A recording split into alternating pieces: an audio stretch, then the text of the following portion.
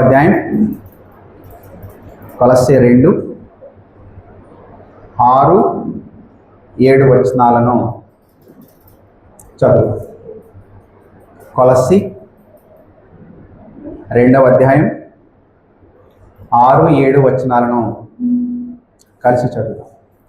కావున మీరు ప్రభువైన క్రీస్తు యేసును అంగీకరించిన విధముగా ఆయన యందు వేరుపారిన వారై ఇంటి వలె కట్టబడుచు మీరు నేర్చుకొనిన ప్రకారముగా విశ్వాసమందు స్థిరపరచబడుచు కృతజ్ఞతాస్తుతులు చెల్లించుట యందు విస్తరించుచు ఆయన యందుండి నడుచుకొనుడి. దయచేసి అందరూ కూర్చోండి. కొలస్సీ పత్రికను మనం ఇంతకుముందే పూర్తి చేసాం. అయితే మరొకసారి ఇందులో ఉన్న మాటలు మనం ధ్యానం చేద్దాం. ఈ వారంలో చాలా ఎక్కువ సమయం, అంటే దీన్ని రాయడం కోసం దీని మీద మరలా ఎక్కువసేపు దీన్ని స్టడీ చేశాను. అందువల్ల ఇందులో ఉన్న వచనాలు మరొకసారి మీ దృష్టికి తీసుకురావాలనుకుంటున్నాను. కొలస్సీ పత్రిక రాయడం వెనుకున్న కారణం ఇంతకు ముందే చెప్పాను. కొలస్సీ అనే పట్టణంలో తప్పు బోధకులు, జ్ఞానవాదులు అనేవాళ్ళు వచ్చి సంఘంలో ఒక దుర్బోధను ప్రవేశపెట్టే ప్రయత్నం చేస్తున్నారు. ఆ దుర్బోధ ఏంటంటే, రక్షణ పొందాలంటే నువ్వు యేసుక్రీస్తును నమ్మాలి, కానీ యేసుక్రీస్తుతో పాటు నీకు జ్ఞానం కావాలి. ఆ జ్ఞానం మేము రాసిన గ్రంథాల్లో దొరుకుతుంది అని చెప్పడం మొదలుపెట్టారు. యేసుక్రీస్తును నమ్మితే సరిపోదు, మీరు సున్నతి కూడా చేయించుకోవాలి అని యూదు మతం చేత ప్రభావితమైన వాళ్ళు కొద్దిమంది చెప్పడం మొదలుపెట్టారు. యేసు ప్రభువుని నమ్మితే సరిపోదు, నువ్వు పండగ విశ్రాంతి దినాలు, అమావాస్య విశ్రాంతి దినాలు నువ్వు ఆచరించాలి అని చెప్పడం మొదలుపెట్టారు. అంతేకాదు, ఈ పదార్థ సంబంధమైనది అది అన్నీ కూడా పాపమే. కాబట్టి దేవుడు పదార్థ సంబంధమైన దాన్ని సృష్టించలేదు. అంటే ఈ లోకాన్ని దేవుడు సృష్టించాల. ఈ లోకాన్ని సృష్టించిన వాడు వేరే దేవుడు, బైబిల్లో ఉన్న దేవుడు కాదు. ఎందుకంటే దేవుడి నుంచి అనేక అవతారాలు వచ్చినాయి. అంటే పాలలో మనం నీళ్లు పోస్తూ వెళ్తే ఏమవుతుంది? చివరికి పాలు ఉండవు కదా, నీళ్ళు అయిపోతాయి కదా.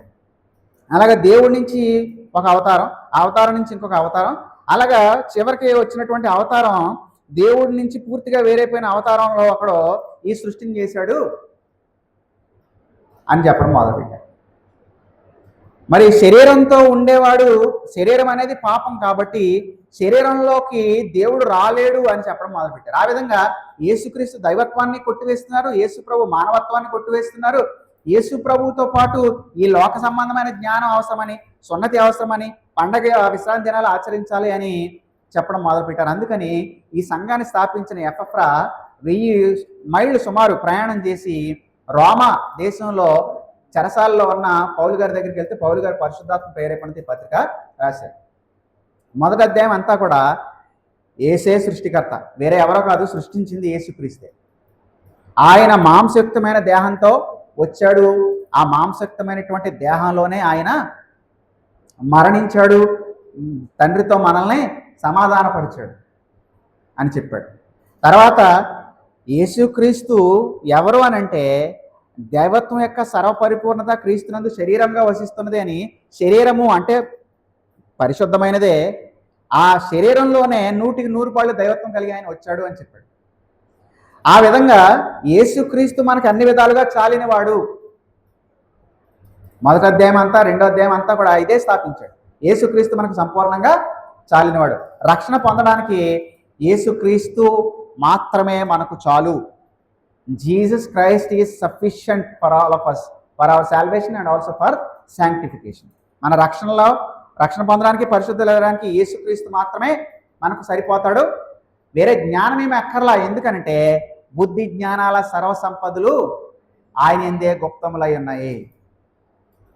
ఆ తర్వాత అమావాస్యలు పండుగ దినాలు ఆచరించాల్సిన అవసరం, ఎందుకంటే ప్రభు ధర్మశాస్త్రాన్ని నెరవేర్చడం ద్వారా ఈ పండుగలు, అమావాస్య దినాలు అనే వాటి అన్నిటికీ కూడా ఆయన ముగింపు పలికేశాడు. సున్నతి చేయించుకోనక్కర్లా, ఎందుకంటే ప్రభు అయిన యేసుక్రీస్తు సున్నతి చేయించుకుని మనల్ని కూడా ఆత్మ సంబంధమైనటువంటి సున్నతి చేశాడు అని చెబుతున్నాడు. యేసుక్రీస్తు మనకు సంపూర్ణంగా చాలినవాడు, ఎందుకంటే ఆయన తండ్రితో సమానుడు, సృష్టికర్త, లోకానికి ముందున్నవాడు, సమస్తానికి ఆధారభూతుడు, అదృశ్య దేవుడిని చూపించేవాడు, సంపూర్ణంగా మానవ దేహాన్ని ధరించినవాడు అని చెప్పి. కాబట్టి ఇప్పుడు ఇవన్నీ చెబుతూ ఇప్పుడు ఏమంటున్నాడు చూడండి, 6-7 వచనాల్లో ఒకే ఆజ్ఞ ఉంది. 6-7 వచనాలు. ఆ ఒకటే ఆజ్ఞ ఏంటి? ఆయన యందుండి నడుచుకొనుడి. ఒకటే ఆజ్ఞ. ఏంటి ఆ ఒక ఆజ్ఞ? ఆయన యందుండి నడుచుకోండి. ఎవరి యందుండి నడుచుకోవాలి? యేసు క్రీస్తులో ఉండి మీరు నడుచుకోవాలి. మొదట ఏం చెప్పాడంటే, కావున మీరు ప్రభువైన క్రీస్తు యేసును అంగీకరించిన విధంగానే, ఇక్కడ అంగీకరించిన విధంగానే అనే పదం కూడా కొంచెం చాలా బరువైనటువంటి పదం అనే చెప్పాలి. ఇప్పుడు యోహాను సువార్తలో మనం యోహాను సువార్త 1వ అధ్యాయం 12వ వచనం చూస్తే, ఆయనను ఎందరు అంగీకరించారో వారందరికీ కూడా ఆయన కుమారులు ఆవుటకు అధికారం అనుగ్రహించిన అన్నాడు. అంగీకరించడం అంటే లంబానం అనే పదాన్ని వాడాడు, కానీ ఇక్కడ పారా లంబానం అనే పదాన్ని వాడాడు. అంటే అర్థం ఏంటంటే, మీరు బలంగా హత్తుకున్నారు, మీరు వ్యక్తిగతంగా ఆయనను స్వీకరించారు అంటే ఇది అంగీకరించడానికి చాలా తీవ్రంగా అంగీకరించారు అని. నమ్మడం కాదు, చాలా బలంగా నమ్మారని. హత్తుకోవడం కాదు, చాలా బలంగా హత్తుకున్నారని. ఒక్కొక్కసారి మన బిడ్డల్ని సామాన్యంగా ఉన్నాడు మామూలుగా ఎత్తుకుంటాం, ఒక్కొక్కసారి వాళ్ళ మీద మనకు బాగా ప్రేమ తనుకొస్తాం. అప్పుడు ఏం చేస్తాం? ఎత్తుకుని గట్టిగా వాళ్ళని గట్టిగా హత్తుకుంటాం కదా. ఆ విధంగా మీరు ప్రభువైన యేసుక్రీస్తును మీరు సామాన్యంగా అంగీకరించడం కాదు, చాలా బలంగా అంగీకరించారు. మీరు ఎంత బలంగా ఆయనను అంగీకరించారో అంతే బలంగా ఆయనలో నడుచుకోండి అంటున్నాడు. చూడండి, ఇప్పుడు 3 పదాలు ఇక్కడ రాస్తున్నాడు. మీరు ప్రభువైన యేసు క్రీస్తును.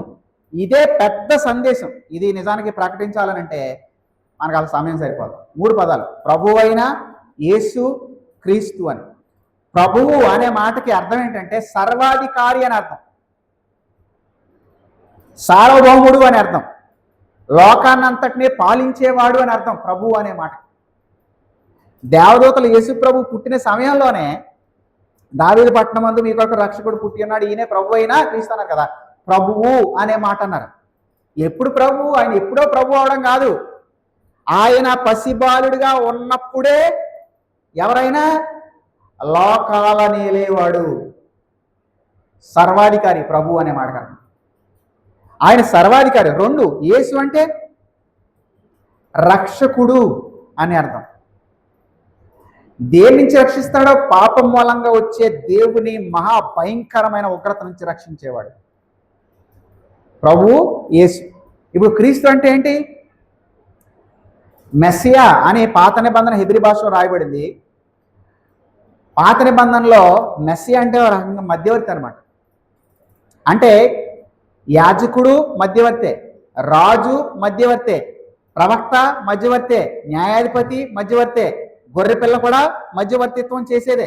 ఇవన్నీ కూడా ప్రభువైన యేసుక్రీస్తులో నెరవేరుతాయి. మన ప్రభువైన యేసుక్రీస్తు ఎవరు అనంటే ఆయనే మన ప్రధాన యాజకుడు, మన పక్షంగా దేవునికి మొరపెట్టేవాడు. ఆయనే మన రాజు, ఎందుకంటే క్రీస్తు రాజ్యంలోనికి మనల్ని దేవుడు చేర్చాడు. నువ్వు రాజువా అని పిలాతు అడిగితే అవును నేను రాజుని అని అన్నాడు. ఆయనే మన రాజు, ఆయనే మనకు ప్రవక్త. దేవుని మాటలను ప్రజలకు తెలియజేసేవాళ్ళే ప్రవక్తలు కదా. అలాగే ప్రజల పక్షంగా దేవుడు ప్రార్థన చేసేవాళ్ళే ప్రజలు కదా. కాబట్టి ప్రభువైన యేసుక్రీస్తు ఆ విధంగా కూడా ప్రవక్త పని కూడా చేస్తున్నాడు. ద్వితీయోపదేశకాండం 18వ అధ్యాయం ప్రకారం ఆయనే గొర్రెపిల్ల, ఆయనే న్యాయాధిపతి, మృతులకును సజీవులకును తీర్పు తీర్చేవాడు అనే మాట 2 తిమోతి పత్రికలో 4:2లో మనం చూస్తాం. సో క్రీస్తు అనే మాటలో ప్రధాన యాజకుడు, రాజు, ప్రవక్త, న్యాయాధిపతి, గొర్రెపిల్ల, ఈ మాటలన్నీ కూడా ఇమిడి ఉన్నాయి. చూడండి ఎన్ని టైటిల్స్ వచ్చినాయో ఈ 3 మాటలో. ప్రభువు, యేసు, క్రీస్తు అనే మాటలో. సో యేసు ప్రభులో ఏదో ఒక కోణాన్ని మనం తీసుకుంటే సరిపోదు. ఆయనలో మనకు బాగా ఏం నచ్చుతుందంటే ఆయనలో ప్రేమ బాగా నచ్చుతుంది మనకి, ఆయనలో క్షమాగుణం మనకు బాగా నచ్చుతుంది. కానీ కేవలం ఆయనలో ప్రేమను క్షమాగుణాన్ని మాత్రమే కాదు, ఆయన సర్వాధికారి అయిన దేవుడు, నిరంతరము స్తోత్రార్హుడై ఉన్న దేవుడు, ఆయన యజమాని, ఆయన సమస్తానికి ఆధారభూతుడు. కాబట్టి ఆయనను మనం వెంబడించాలనంటే ఆయన సర్వాధికారాన్ని మన జీవితంలో ఒప్పుకొని తీరాల్సిందే. అందువల్ల మీరు ప్రభు అయిన క్రీస్తు యేసును అంగీకరించిన విధంగా ఆయనలో నడుచుకోండి. నడవడానికి మనం ఒక్కొక్క అడుగు వేస్తాం కదా.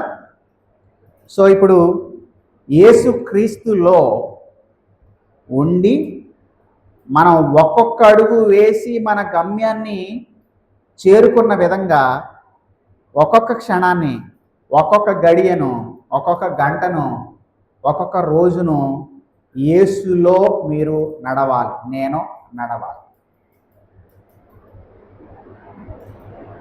ఇది ఎంతకాలం చేయాలో తెలుసా? ఇక్కడ ఇవ్వబడిన ఆజ్ఞ ప్రజెంట్ యాక్టివ్ ఇంపరేటివ్ అని అంటాం. అంటే ఇది మనం నిరంతరము చేయవలసిన పని. ఇప్పుడు మీరు చేస్తున్న పని మీకు సందేహాన్ని పుట్టించింది అనుకోండి, లేదంటే మీరు చేస్తున్న పని సరైనదా కాదా అనేది మీరు ఎప్పటికప్పుడు పరీక్షించుకుంటూ, ఇది నేను క్రీస్తులో నడిచే నడకేనా? ఎందుకంటే కొన్నిసార్లు మనం నడుచుకుంటూ వెళ్తాము. ఏం చేయడానికి వెళ్తాము అంటే మనం దేవుని పని చేయడానికి నడుచుకుంటూ వెళ్ళాం, పగ తీర్చుకోవడానికి, పాపం చేయడానికి నడుచుకుంటూ వెళ్తాం. కాబట్టి ఇప్పుడు ఏదైనా మీరు పని చేస్తున్నారు, ఇప్పుడు మీరు వేసుకోవాల్సిన ప్రశ్న ఏంటంటే, ఇది నేను ప్రభువులోనే ఉండి చేస్తున్నానా? ఇది ప్రభువు కోసమే చేస్తున్నానా? ప్రభువు దీనిని ఆమోదిస్తాడా? ప్రభువు ఈ పనిని చూసి శబాష్ అంటాడా? భలే చేస్తున్నావు అని అంటాడా? ఈ పరీక్ష చేసుకుంటే, ఈ ప్రశ్న వేసుకుంటే వెంటనే నీకు అర్థమైపోతుంది, నువ్వు ప్రభువులోనే నడుస్తున్నావా, ప్రభువుకి బయట ఉండి నడుస్తున్నావా. ప్రతి పనిని కూడా మనం పరీక్షించుకోవడం మనకి అవసరమే. దేవుడే మనకు అలాంటి జ్ఞాపక శక్తిని అనుగ్రహించాలి, మనకు సాధ్యం కాదు. ప్రభువు యందుండి నిరంతరము కూడా నడుచుకోవాలి. అయితే ఇప్పుడు దీనికి 4 పార్టిసిపుల్స్, ఇంగ్లీష్ పదాన్ని వాడతాను ఏమనుకోకండి, 4 పార్టిసిపుల్స్ మనకు కనబడతాయి. అసమాపక క్రియలు అంటారన్నమాట వీటిని. అంటే ఎలా నడుచుకోవాలి అనే విషయాలు 4 చెబుతున్నాడు. ఆ 4 ఏంటంటే చూడండి, 6వ వచనం 7వ వచనం మళ్ళీ కలిపి రాసే ఉన్నాయి చూడండి.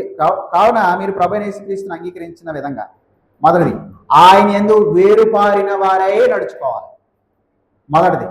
2 ఇంటి వలె కట్టబడుచు, రెండవ పోలిక.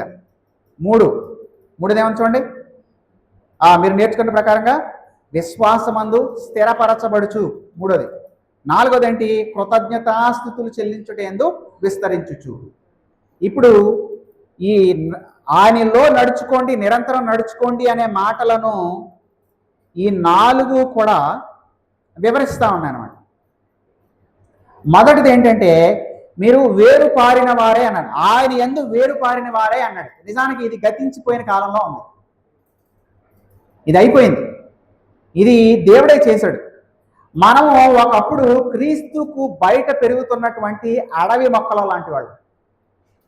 కానీ దేవుడు ఏం చేశాడో తెలుసా, ఆ అడవి మొక్కల్లా పెరుగుతున్న మనల్ని, విషవృక్షాల లాంటి మనల్ని దేవుడు అక్కడి నుంచి తొలగించి ఏం చేశాడు, మనల్ని క్రీస్తు అనే సారవంతమైన నేలలో, క్రీస్తు అనే ద్రాక్షవల్లికి మనల్ని అంటుకట్టాడు. అంటే ఆయనే సారవంతమైన నేల, అడవి మొక్కల లాంటి మనల్ని, విషవృక్షాల లాంటి మనల్ని తీసుకొచ్చి క్రీస్తు అనే ద్రాక్షవల్లిలో అంటుకట్టిన వాడు కూడా ఆయనే. ఇది గతంలో జరిగిపోయింది. అందువల్ల మీరు ఆయనలో వేరుపారి ఉన్నారు. ఓకే, అయితే ఇక్కడ వాడిన టెన్స్ ఏమంటారంటే పర్ఫెక్ట్ టెన్స్ అంటారు. అంటే అర్థం ఏంటంటే అది గతంలో జరిగిపోయినా దాని ప్రభావం ఎప్పటికీ కూడా ఉంది. దాన్నే మనం పర్ఫెక్ట్ టెన్స్ అని అంటాం. అంటే అర్థం ఏంటంటే మనం భోజనం చేసి బయట హోటల్లో భోజనం చేసి అప్పుడే మన బంధువుల దగ్గరికి ఫ్రెండ్ దగ్గరికి వెళ్ళాం, వాళ్ళు కూడా భోజనం పెడతామన్నారు. అప్పుడు ఏమంటాం మనం? ఇప్పుడే తిన్నాను, ఇక తినలేను. అంటే తిన్న భోజనం యొక్క ఎఫెక్ట్ ఉంది. అంటే గతంలో జరిగిపోయినా దాని ప్రభావం ప్రస్తుతంలో కూడా ఉంది. అలాగే క్రీస్తులో దేవుడు మిమ్మల్ని నాటాడు. అది గతంలోనే జరిగింది, కానీ ఎప్పటికీ కూడా దాని ప్రభావం ఉంది. ఎందుకంటే ఎప్పటికీ మీరు క్రీస్తులోనే ఉన్నారు. అయితే ఇప్పుడు మీరు ఆయన యందుండి నడుచుకోవాలి అన్నాడు కదా, అది గతంలో దేవుడే మనల్ని క్రీస్తులో నాటాడు.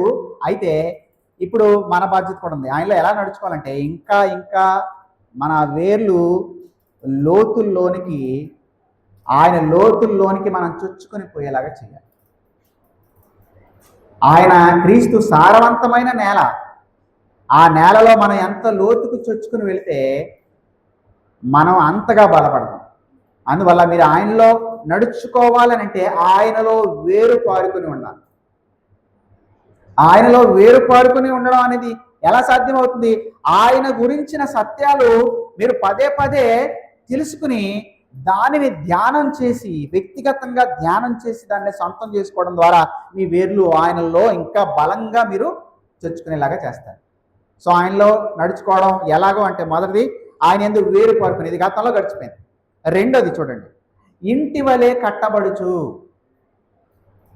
ఇప్పుడు పోలిక మారింది. ఇందాకేమో చెట్టు గురించిన పోలిక, ఇదేమో ఇంటిని గురించిన కట్టబడుచు అన్నాడు. ఇది కూడా ప్యాసివ్ వాయిస్. అంటే ఇప్పుడు నేను ఆహ్వానించానని అనుకోండి, నేను వర్క్ చేస్తున్నాను, పని చేస్తున్నది నేను ఆహ్వానించబడ్డానంటే ఎవరో నన్ను ఆహ్వానించారని అర్థం. సో మొదటిది నేను ఆహ్వానించానంటే నేను పని చేశాను, నేను ఆహ్వానించబడ్డాను అంటే ఎవరో పని చేశారు.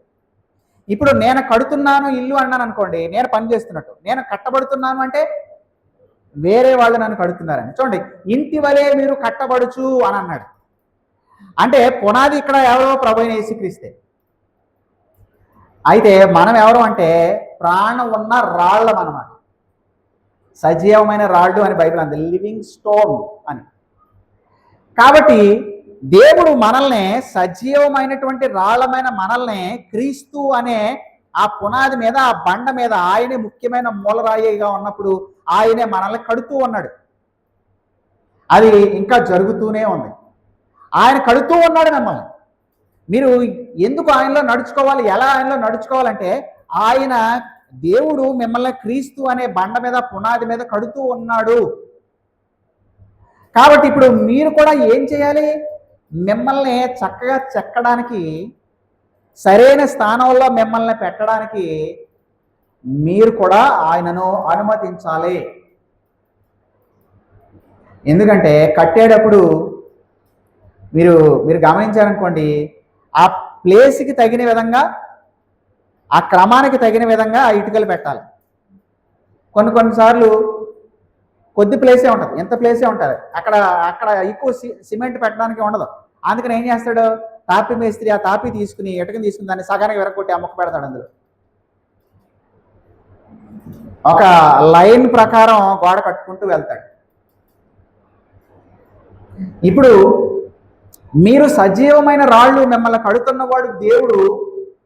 కాబట్టి ఇప్పుడు మీరు ఏ విధంగా మిమ్మల్ని మీరు అనుమతించాలనంటే ఆయన చేత చెక్కబడడానికి, ఆయన చేతిలో, ఆయన కడుతున్నటువంటి ఆత్మీయమైన మందిరంలో సరైనటువంటి స్థానంలో మిమ్మల్ని పెట్టడానికి మీరు ఆయనను అనుమతిస్తూ ఆయన యందు నడుచుకోవాలి. అది రెండవ పోలిక. మొదటి పోలిక వేరు పారుకున్న వారే అని అన్నాడు. రెండవది ఇంటి వలె కట్టబడుతూ అన్నాడు. మూడవది చూడండి, మూడవ అసమాపక క్రియ అంటారు.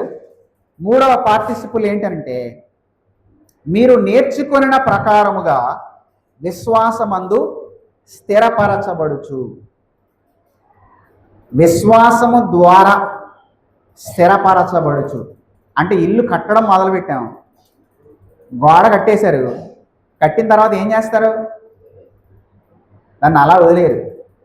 దాన్ని ప్లాస్టింగ్లు వేస్తారు, దాన్ని నీళ్లతో ప్రతినిత్యము కూడా తడుపుతారు.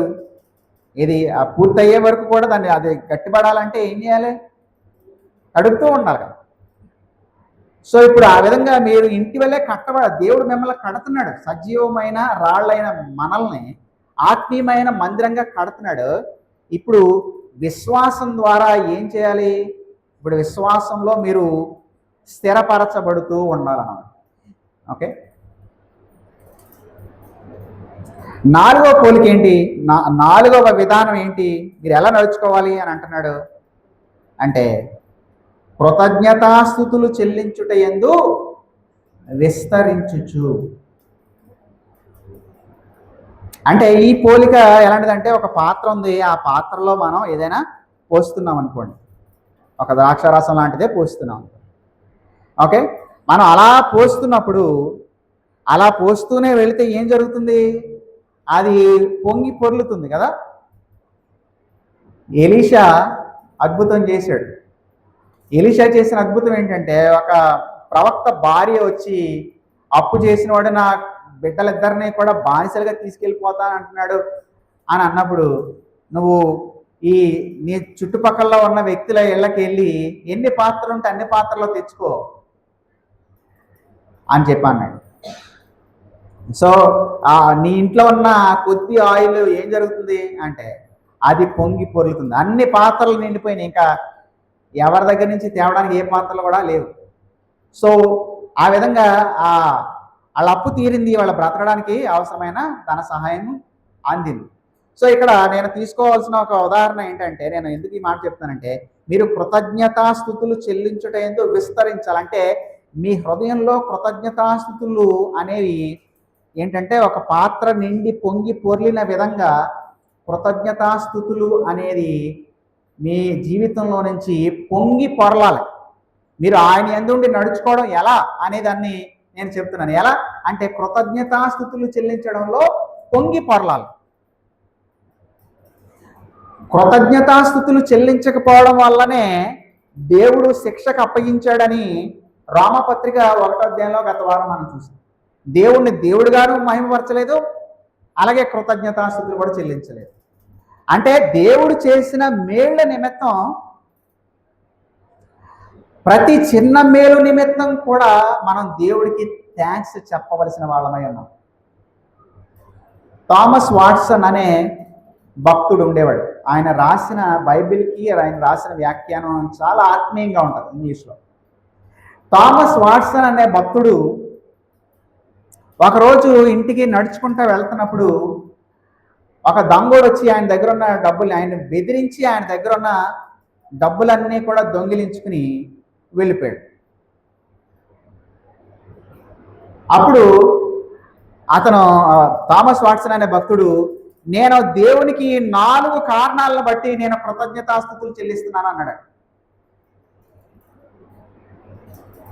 ఇది తను దోచుకోబడిన తర్వాత, ఈ దోచుకోబడిన సందర్భాన్ని బట్టి నేను 4 విధాలుగా దేవుడిని స్తుతించాలనుకున్నానని చెప్పాడట. మొదటి విషయం ఏంటంటే, ఎంతవరకు నన్ను ఎవరో దోచుకోలేదు, ఇదే మొదటిసారి, అందుకని నేను దేవుడికి కృతజ్ఞతాస్తుతులు చెల్లిస్తున్నాను. ఎంతవరకు దోచుకోబడలేదుగా. సో గత కాలం అంతా కూడా ఈ వేరే ఎవరు వచ్చి నన్ను దోచుకోవడానికి దేవుడు ఒప్పుకోలేదు. అందువల్ల గత కాలం అంతా దోచుకోబడకుండా నన్ను కాపాడినందుకు దేవుడికి థ్యాంక్స్. 2, వాడు నా దగ్గర దొంగలు వచ్చి నా దగ్గర దోచుకున్నాడు, కానీ వాడు పెద్దగా ఏమీ దోచుకెళ్ళలేదు, నా దగ్గర ఉన్న కొద్దిగానే దోచుకుని వెళ్ళాడు, అందుకని కూడా దేవునికి స్తోత్రాలు అని చెప్పాడు. ఓకే, తర్వాత 3వది ఏంటంటే, వాడు నా దగ్గర ఉన్న డబ్బులు దోచుకెళ్ళాడు కానీ నా ప్రాణాన్ని తీయలేదు. డబ్బులు పోతే పోయినాయి, మళ్ళీ నేను సంపాదించుకుంటా, కానీ ప్రాణం తీయలేదు. ఆ విధంగా దేవుడు నన్ను కాపాడాడు, అందుకని దేవుడికి కృతజ్ఞతాస్తుతులు అన్నాడు. 3 కారణాలైన. ఇంతకుముందు ఎప్పుడు దోచుకోబడలేదు నేను, వాడు దోచుకున్నా కొద్దిగానే దోచుకున్నాడు. 3వది ఏంటి, డబ్బులు దోచుకున్నాడు కానీ ప్రాణం తీయలేదు. 4వది ఏంటంటే, వాడు నన్ను దోచుకున్నాడు కానీ నేను వాడిని దోచుకోలే. అంటే దొంగ వాడు, నేను కాదు.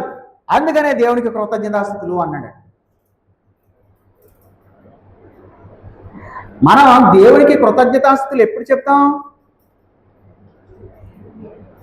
లాటరీ తగిలితే అన్నాలండి. లాటరీ అది మీరు కడతారని కాదు. ఉద్యోగం వస్తేనో, పెళ్ళిళ్ళు, బిడ్డలు, లేకపోతే ఉద్యోగంలో ప్రమోషను, లేదంటే పిల్లలు చదివిన చదువుల్లో వాళ్ళకి మంచి పర్సంటేజ్తో పాస్ అవడం, ర్యాంకులు రావడం, వీటిని బట్టి ఇవన్నీ మంచివి. వీటన్నిటిని బట్టి దేవునికి కృతజ్ఞతాస్తుతులు చెప్తాం. కానీ కృతజ్ఞతాస్తుతులు చెల్లించడంలో మనం విస్తరించాలి అని అంటే మనకు జరిగిన నష్టాల్లో కూడా దేవుడు మన ప్రాణాన్ని నిలబెట్టాడు. అసలు ఆ ఉదాహరణ చదివినప్పుడు నేను చాలా సంతోషించాను నిజానికి. అరే, నేను నేర్చుకోవాల్సిన పాఠం ఇది. కేవలం మేలు జరిగినప్పుడు మాత్రమే, నా కంటికి మేలుగా కనబడిన దాని విషయంలో మాత్రమే నేను కృతజ్ఞతాస్తుతులు చెప్తున్నాను. కానీ ఈ భక్తుడు తనకు నష్టం జరిగినా కూడా అందులో దేవుడు చేసినటువంటి మేలును చూడగలిగాడు. అందుకని దేవుడికి కృతజ్ఞతాస్తుతులు చెల్లించాడు. సో మనం ఉన్న స్థితిలోనే ఎవడో మనల్ని అవమానించాడు, ఓకే, మనం అది దేవుడికి విడిచిపెట్టి మనం దేవుడికి కృతజ్ఞతాస్తుతులు చెప్పడానికి మనం ఆ సందర్భాన్ని ఉపయోగించే మనం దేవుడికి కృతజ్ఞతాస్తుతులు చెప్పాలి. సో ఆ విధంగా ప్రతి విషయమందును కూడా మనం కృతజ్ఞతాస్తుతులు చెల్లించాలి అనే విషయాన్ని ఒక ఆజ్ఞగా పౌలు గారే మనకు తెలియజేస్తున్నారు. ప్రతి విషయమందును కూడా కృతజ్ఞతాస్తుతులు చెల్లించాలి అని ఫిలిప్పీ పత్రికలో ఆ విషయాన్ని పౌలు చెప్పాడు అన్నమాట. ప్రార్థన విజ్ఞాపన చేత కృతజ్ఞతాపూర్వకంగా మీ విన్నపాలు దేవునికి తెలియజేయండి అని అన్నాడు. ప్రతి విషయంలోనూ దేని గురించి చింతపడకుండా ప్రతి విషయంలో కృతజ్ఞతాపూర్వకంగా మీ విన్నపాలు దేవునికి తెలియజేయండి. ప్రతి విషయం అందును కూడా. అందువల్ల మన జీవితంలో ఆత్మీయంగా మేలు పొందుకుంటున్నందుకు మాత్రమే కాదు, మనం శారీరకంగా పొందుకునే ప్రతి చిన్న మేలు నిమిత్తం కూడా దేవునికి మనం కృతజ్ఞతాస్తుతులు చెల్లించాలి. కృతజ్ఞతాస్తుతులు చెల్లించే విషయంలో ఎలా ఉండాలంటే, ఒక పాత్ర పొంగి పొర్లి పారుతున్న విధంగా కృతజ్ఞతాస్తుతులు చెల్లించే విషయంలో మనం విస్తరించాలి అంటున్నాడు. కాబట్టి చూడండి, ఇది చాలా స్పష్టమైనటువంటి సంగతి. 6-7 వచనాల్లో మనం ఏం చూసాం అంటే, ఒక ఆజ్ఞ. ఏమిటి ఆజ్ఞ? మీరు ప్రభువైన యేసు క్రీస్తులో ఉండి నడుచుకోండి, అది ఆజ్ఞ. దాన్ని సపోర్ట్ చేసే 4 పార్టిసిపుల్స్. ఎలా? మీరు వేరు పాడుకొని ఉన్నారు కాబట్టి ఇప్పుడు క్రీస్తులో మీ వేర్లు ఇంకా బలంగా చొచ్చుకొని పోయేలాగా మీరు చేయండి. 2, ఇంటి వల్లే కట్టబడుతున్నారు. ఆయన కడుతున్నాడు, కట్టడానికి మీ జీవితాల ద్వారా అవకాశం ఇవ్వండి. కట్టేవాడు ఆయనే, కట్టబడుచు అని అన్నాడు. అందుకనే కట్టేవాడు ఆయనే. కానీ నువ్వు సజీవమైన రాయి కదా. ఇప్పుడు సాధారణంగా ఇల్లు కట్టేవాడికి అతనికి చేతికి వచ్చేటటువంటి సిమెంటు, ఇసుక, ఇటుకలు ఇవన్నీ ప్రాణలేనివి. కాబట్టి అతను ఏం చేయాలంటే చేస్తాడు. కానీ ప్రాణమన్న రాళ్ళు అయితే, ఇప్పుడు ప్రాణమన్న రాడిని తాపి తీసుకుని ఎలా కొట్టాలి, ఎడగొట్టాలని అంటే అది ఊరుకుంటుందా? వెంటనే జంప్ చేస్తుంది. సో మనం సజీవమైన రాళ్ళం కాబట్టి మనం కట్టబడకుండా ఏం చేస్తాం? ఒక్కొక్కసారి తిరుగుబాటు చేస్తాం. సరైన స్థానంలో పెట్టాలని అంటే ఒక్కొక్కసారి దేవుడు మనల్ని విరగొట్టాల్సి వస్తుంది. తాపి మేస్త్రి ఇటుకని విరగొట్టినట్టు. అలా కట్టేటప్పుడు ఇంకా అందంగా తయారవ్వాలంటే ఆ ఇటుక కనబడకుండా మళ్ళీ దానికి ప్లాస్టింగ్ పోయాలి. సో ఒక్కొక్కసారి మనల్ని కనబడకుండా కూడా చేస్తాడు. ఏంటి? దేనికోసం? ఇంకా అందంగా తయారవడం కోసమే బిల్డింగ్. ఆత్మీయమైనటువంటి మందిరం ఇంకా అందంగా తయారవడం కోసం. ఇప్పుడు కట్టేసి మొత్తం ఏ ప్లాస్టింగ్ చేయకుండా అలా వదిలేస్తుంది, నీట్గా కనిపిస్తుందా? లేదు కదా. మన శరీరాన్ని కూడా దేవుడు కట్టినప్పుడు లోపల ఈ చర్మాన్ని ఒలిచి చూడండి. చర్మం అనేది ప్లాస్టింగ్ అనమాట. Plastering paint. పెయింట్ లేని ఇల్లు అందం లేనట్టు ఈ చర్మం ఒలిచేసి చూస్తే లోపల మనం నిజానికి చూడడానికి భయపడతాం. సో దేవుడు కడుతున్నప్పుడు మనల్ని ఆత్మీయమైన మందిరంగా మనం కూడా ఏం చేయాలి? సజీవమైన రాళ్ల వలె మనం ఆయన చిత్తానికి మన చిత్తాన్ని వంచాలి. ఓకే, ఎద్దు తన యజమాని ఆ మొత్తం బండి మీద లోడ్ అంతా ఎక్కించిన తర్వాత ఆ కాడిని లేపినప్పుడు ఏం చేస్తుంది? అప్పటి వరకు అక్కడ గడ్డి వేస్తున్న ఎద్దు ఆ యజమాని తీసుకొచ్చినప్పుడు ఆ మెడను వంచి ఏం చేస్తుంది? ఆ కాడిని పెట్టుకుని యజమాని బరువును మోస్తుంది. ఇశ్రాయేలు ప్రజలు అన్నాడు, మీరు you are stiff necked people అని అన్నారు. అంటే మీరు ఇనప మెడ కలిగిన వాళ్ళు, అంటే మీ మెడను వంచరు అనమాట. ఇనప మెడ అయితే వంగుద్దా? మెడ వంచరు. అంటే మీ యజమాని చిత్తాన్ని మొయ్యడానికి మీరు తల వంచని వారిగా ఉన్నారని ఇశ్రాయేలు ప్రజలు పదే పదే పాత నిబంధన గ్రంథంలో దేవుడు గద్దించాడు. చూడు, మనం ఏం చేయాలి అంటే మనం సజీవమైన రాళ్ళం, దేవుడు మనల్ని కడుతున్నాడు. మనం మన మెడను వంచి తిరుగుబాటు చేయకుండా ఆయన ఎలా కడతాడో అలా కట్టడానికి మనం ఒప్పుకోవాలి ఆయన యొక్క సర్వాధికారం. తర్వాత మీరు నేర్చుకున్న ప్రకారముగా, మూడవది, మీరు నేర్చుకున్న ప్రకారముగా విశ్వాసమందు స్థిరపరచబడుచు. అంటే కట్టబడిన బిల్డింగ్ని మళ్ళీ బలపరచడం కోసం తడిపిన విధంగా, మళ్ళీ ప్లాస్టింగ్ చేసిన విధంగా మనం యేసుక్రీస్తుని అంగీకరించాము, కానీ బలపరచబడుతూ ఉండాలి. బలపరిచేది ఆయనే. ఇప్పుడు మనం కూడా ఏం చేయాలి? మనం చేయవలసినటువంటి ధర్మం ఏది? క్రీస్తుని గురించిన జ్ఞానంలో మనం అంతకంతకు ఎదుగుతూ, క్రీస్తు గురించినటువంటి వ్యక్తిగతమైనటువంటి ధ్యానంలో మనం అంతకంతకు ఎదుగుతూ ఆయనను ఆస్వాదిస్తూ ఉన్నప్పుడు మనం ఇంకా ఇంకా బలపడతాం. ఆఖరిగా మనం చెప్పుకున్న మాటే కృతజ్ఞతాస్తుతులు చెల్లించుట యందు విస్తరించడం. ప్రతి చిన్న మేలును బట్టి, ఇంట్లో మీరు ఉపయోగించుకునే ప్రతి చిన్న వస్తువును బట్టి దేవుడు స్తుతించవలసింది. ఎందుకంటే ఏ వస్తువు లేకపోయినా సరే మీరు ఎక్కువ శ్రమ పడాలి. వాషింగ్ మెషిన్ లేకపోతే శ్రమ ఎక్కువ అవుతుందా లేదా? ఫ్రిడ్జ్ లేకపోతే ఇబ్బంది ఎక్కువ అవుతుందా లేదా? బండో సైకిల్ లేకపోతే ఇబ్బంది ఎక్కువ అవుతుందా లేదా? కరెంట్ లేకపోతే ఆ జీవితమే లేదన్నట్టు ఉంది కదా. సో ప్రతి చిన్న విషయాన్ని బట్టి కూడా దేవుణ్ణి మనం స్తుతించాలి. ఎందుకంటే ఇంతకుముందు తరాల్లో ప్రభువైన యేసుక్రీస్తుకే లేవు కదండి ఇవన్నీ. ఆయనకి బండ్లు లేవు, కరెంట్ లేదు, వాషింగ్ మెషిన్ లేవు. ఇవేమి లేని కాలంలో ఆయన ఉన్నాడు ఈ లోకానికి వచ్చినప్పుడు. సో మన ఇంట్లో మనం ఉపయోగించుకునే ప్రతి చిన్న వస్తువును బట్టి కూడా మనం దేవునికి కృతజ్ఞతాస్తుతులు చెల్లించవలసిందే. అప్పుడు దేవుడు మన యందు కూడా ఆనందిస్తాడు. మనం ఆయనలో ఉన్నాం, ఆయన మనలో ఉన్నాడు. మనం ఆయన యందు ఆనందిస్తూ ఉంటే ఆయన మన యందు కూడా ఆనందిస్తాడు. చూడండి, మనం చేసిన మేలును బట్టి ఎవరైనా సరే మనకి హృదయపూర్వకంగా థ్యాంక్స్ చెప్పారనుకోండి, ఆ తర్వాత మళ్ళీ మనం ఏదైనా ఇవ్వాలనుకున్నప్పుడు కూడా మనకి ఇష్టపూర్వకంగా ఇస్తాం. కానీ మనం మేలు చేసినా, ఎప్పుడు మనం వాళ్ళకి సహాయం చేసినా, ఎప్పుడు థ్యాంక్స్ చెప్పలేదనుకోండి,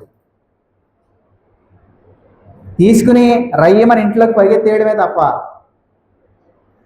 చూసుకుని చాలా బాగుంది అని అనడమే తప్ప, హృదయపూర్వకంగా చాలా థ్యాంక్స్ అండి అని హృదయపూర్వకంగా థ్యాంక్స్ చెప్పకపోతే